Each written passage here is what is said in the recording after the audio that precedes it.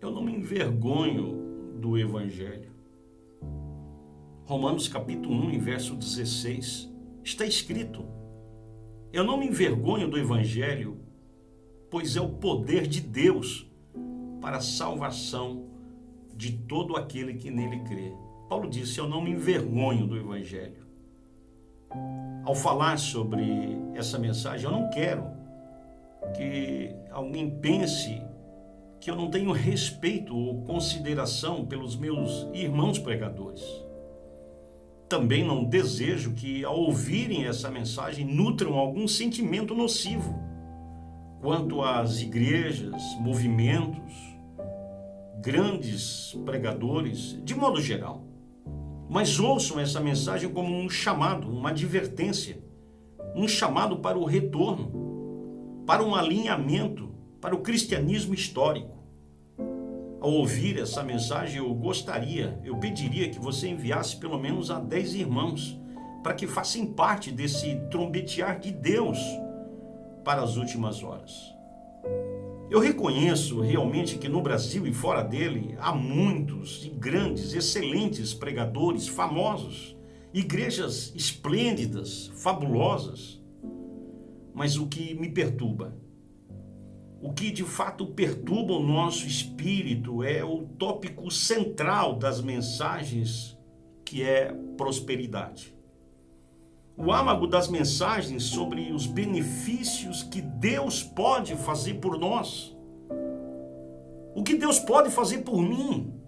E não o que devo fazer para ser salvo. Você me entende? E isso me faz lembrar sobre Atos capítulo 16 e o verso 30. Quando o carcereiro faz a seguinte pergunta: senhores, o que é necessário que eu faça para me salvar? Pense comigo. Como você se sentiria se soubesse que o seu cônjuge casou com você por conta dos bens, do carro, da casa, das roupas, que o seu casamento foi mais em função de comodidade, de conforto e não amor? Você não sentiria enjoador? Você não ficaria triste com essa situação? Então, muitas pessoas não querem Jesus. Muitas pessoas querem sim o que ele pode fazer. As pessoas estão interessadas nas mãos de Jesus. No livro de 2 Crônicas, capítulo 7, verso 14, está escrito: se o meu povo, que se chama pelo meu nome, se ele se humilhar e orar e buscar a minha face. Escute o que a Bíblia diz. Uma coisa é você buscar a face de Jesus Cristo e a outra, bem diferente, é você buscar as mãos de Jesus Cristo. E então nós estamos acrescentando novidades, entretenimentos, para atrair as pessoas, para que elas se sintam bem com a igreja. É claro que Deus diz que as promessas, nele temos sempre o sim. Mas escute, 2 Coríntios capítulo 7, verso 1, está escrito: visto que temos tais promessas, purifiquemo-nos de toda impureza, tanto da carne quanto do espírito, aperfeiçoando a nossa santificação no temor do Senhor. Mas também diz, 2 Coríntios capítulo 1, verso 20, pois tantas, porém, as promessas de Deus, todas têm em Cristo o sim. Por isso, por intermédio dele, o amém. Sempre será assim. Mas isso não quer dizer que o prato principal seja as promessas. As bênçãos de Deus, diz a Bíblia, elas te seguirão. E não é você que deve correr atrás delas. Está escrito, Deuteronômio capítulo 28, do verso 1 ao 3. Jesus também disse: buscai em primeiro, não é segundo nem terceiro, o seu reino e a sua justiça, e as demais coisas, elas vos serão acrescentadas. Amados, Deus deu seu Filho, João capítulo 3 e verso 16, isso não basta? Não é o suficiente a morte de Jesus Cristo? Então, para fazer com que as pessoas se sintam bem com Jesus, criamos o quinto evangelho. Não basta o evangelho de Mateus, de Marcos, de Lucas e João.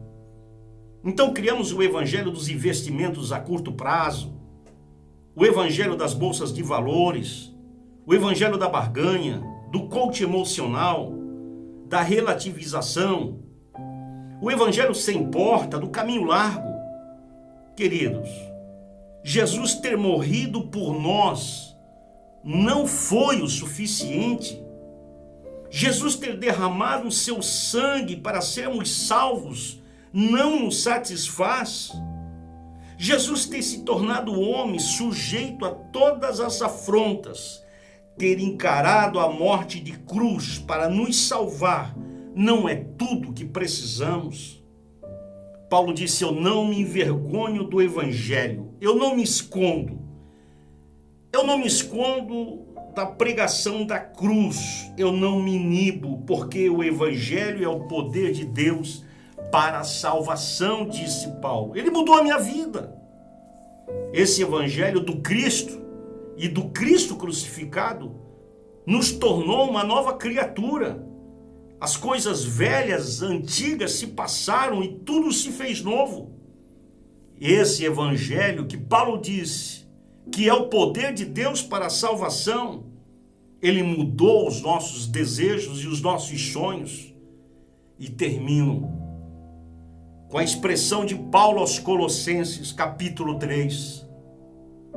Se já ressuscitasses com Cristo, buscai as coisas que são de cima, aonde Cristo está sentado à destra de Deus, e não pensai nas coisas que são da terra.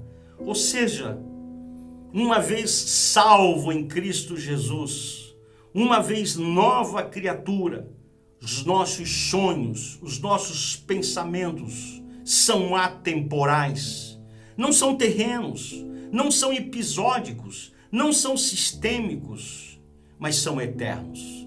Que Deus te abençoe e te guarde em nome de Jesus.